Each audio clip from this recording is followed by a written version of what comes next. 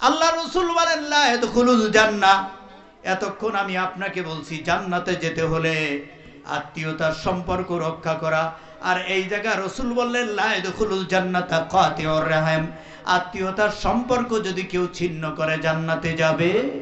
এই হাজী সাহেব, এই মুসল্লি, আমি আপনাকে বলছি আল্লাহিল আযীম, আত্মীয়তার সম্পর্ক ছিন্নকারী জান্নাতে যাবে না।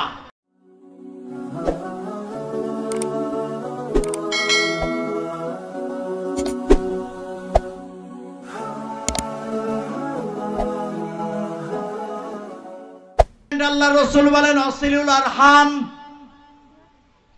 আত্মীয়তার সম্পর্ক রক্ষা করা। এই তৃতীয় নাম্বার পয়েন্টটাতে আমরা ম্যাক্সিমাম ফেল। ঠিক না বেঠিক? আরো যেরকম ঠিক না বেঠিক? আত্মীয়তার সম্পর্ক রক্ষা করা এটা আমাদের উপর ফরজ করে দেওয়া হয়েছে, কিন্তু এখানে ম্যাক্সিমাম অনেক লোক আছে আত্মীয়ের সাথে সম্পর্ক ভালো না। বিশেষ করে চাচার সাথে ভাতিজা, ভাতিজার সাথে চাচা, ভাতিজার সাথে ফুফু আম্মার, খালাম্মার সাথে ভাগ্নের সম্পর্ক নষ্ট। চাচতো ভাইকে দেখতে পারে না, এমন লোক এই সমাজে আছে না নাই? রাসূলুল্লাহ বলেন ওয়াসিলুল আরহাম। আরহাম মানে রক্তের সম্পর্ক, যাদের সাথে আত্মীয়তার সম্পর্ক রক্ষা করা এটা ফরজ করে দেওয়া হয়েছে। আল্লাহ রাব্বুল আলামিন কোরআনুল কারীমের মধ্যে বলে দিয়েছেন অবশ্যই রক্তের সম্পর্ক এটা যেন নষ্ট না হয়। সুবহানাল্লাহ। ও আল্লাহ কোরআনুল কারীমের মধ্যে বলেন, কি বলেন? ওয়াতিজাল কুরবা হাক্কা, আত্মীয়ের হক দাও। তার হকের মধ্যে এক নাম্বার হলো তাদের সাথে সম্পর্ক বিল্ড আপ করা। আত্মীয় হলো তিন প্রকার। আমার কথা কি বোঝা যায়? আত্মীয় কত প্রকার? আত্মীয় তিন প্রকার। আত্মীয়তার রুল নাম্বার দিক দিয়ে, নাম্বারের দিক দিয়ে এক নাম্বার আত্মীয় হলো বাবার দিকের আত্মীয়, দুই নাম্বার মায়ের দিকের, তিন নাম্বার বলেন মুখস্থ নাই শ্বশুর বাড়ির। তাহলে আত্মীয় কয়টা হলো? এক নাম্বার কোনটা? এই কথা বলেন, এক নাম্বার কোনটা? বাবার দিকের আত্মীয়। দুই নাম্বার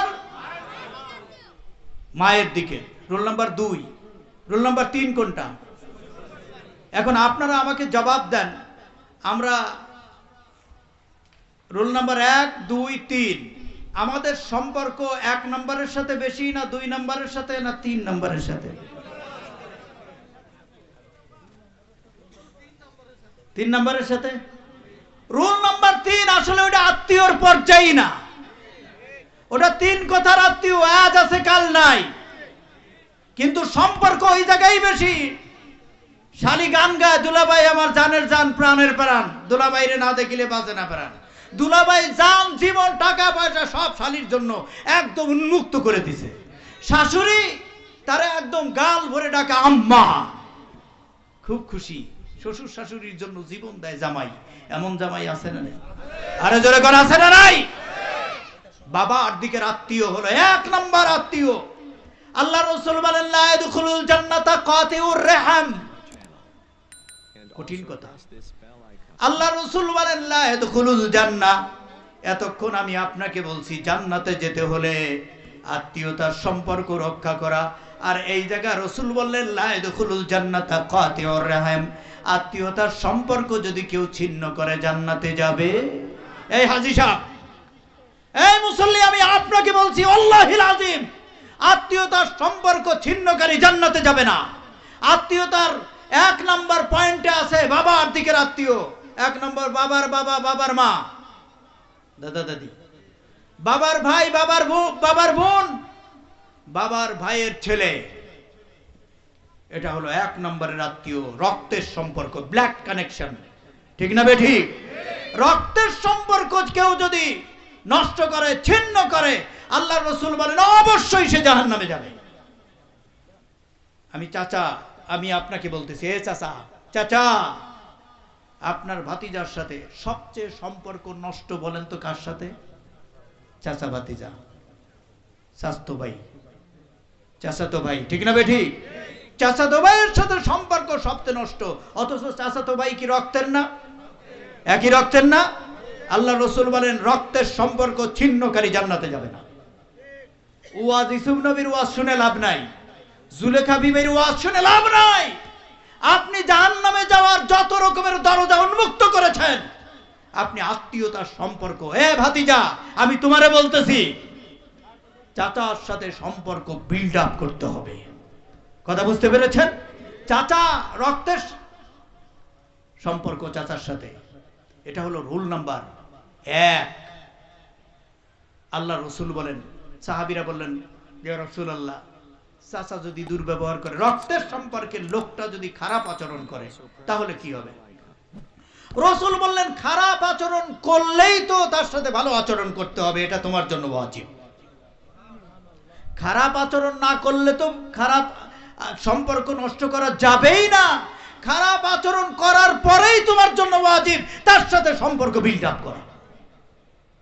কেউ যদি আত্মীয়তার সম্পর্ক নষ্ট করে সে জান্নাতে যাবে না। এই কথাটা কি আপনাদের বিশ্বাস হয়? জোরে কোনো বিশ্বাস হয়? আত্মীয়তার সম্পর্ক নষ্ট করলে সে জান্নাতে যেতে পারবে না। আজকে আমি আপনাকে বলবো, এই ভাতিজা, তোমার তো জানা নাই, মনে নাই, এই সেই চাচা, যেই চাচা ছোটবেলায় তোমার জন্মের পরে সবচেয়ে বেশি খুশি হয়েছিল যারা, তার মধ্যে একজন তোমার চাচা। ঠিক না বেঠি? বাবার সাথে চাচাও খুশি হয়েছিল, আমার একটা ভাতিজা আসছে দুনিয়ায়। তুমি কার সাথে সম্পর্ক নষ্ট করেছো? কাকে গালি দিচ্ছ? কার মাথায় বাড়ি দিচ্ছ? কি নিয়ে লাগছে? লাগছে তো ওই 1 বিঘে সম্পত্তি নিয়ে। ঠিক না বেঠি?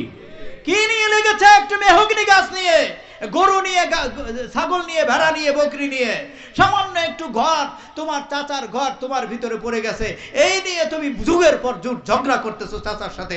অথচ তোমার জন্মের দিন চাচা বেশি খুশি হয়েছিল। আর চাচা, আমি আপনাকে বলি, আপনার ভাতিজা ছোট্টবেলায় যখন কথা শিখেছে, চাচা ছাড়া সে কিছু বুঝে নাই। ঠিক না বেঠি? আপনাকে চাচা চাচা চাচা, বড় আব্বা, ছোট আব্বা, কোন কোন এলাকায় চাচারে বাপ কয়, আছে নাই? ছোট বাপ, এই বলেন আছে না নাই? চুয়াডাঙ্গা, কুষ্টিয়া, ছোট বাপ, বড় আব্বা, ছোট আব্বা। চাচা তো বাপের মতোই, বাপের মতো তারে ডাক দেয়। ছোট্টবেলায় তাকে কোলে কাকে করে নিয়ে দীর্ঘ 10-12 বছর এত আদর যত্ন ভালোবাসা, কোথায় গেল সেই ভালোবাসা? নষ্ট করেছেন ওই 1 খণ্ড জমি নিয়ে। ঠিক না বেঠি? জমি নিয়ে আপনি আপনার ভাতিজার সাথে, চাচার সাথে সম্পর্ক নষ্ট হয়েছে। ভাতিজা চাচার সাথে কথা বলে না, চাচা ভাতিজার সাথে কথা বলে না। এরকম ঘটনা আছে না নাই? ফুফুর সাথে ভাতিজা কথা বলে না। আল্লাহ রাসূল বলেন, লা ইয়াদখুলুল জান্নাহ। এতক্ষণ আমি আপনাকে বলছি, জান্নাতে যেতে হলে আত্মীয়তার সম্পর্ক রক্ষা করা। আর এই জায়গায় রাসূল বললেন, লা ইয়াদখুলুল জান্নাতা কাতিউর রাহিম। আত্মীয়তার সম্পর্ক যদি কেউ ছিন্ন করে জান্নাতে যাবে। এই হাজী সাহেব, এই মুসল্লি, আমি আপনাকে বলছি, আল্লাহিল আযীম, আত্মীয়তার সম্পর্ক ছিন্নকারী জান্নাতে যাবে না।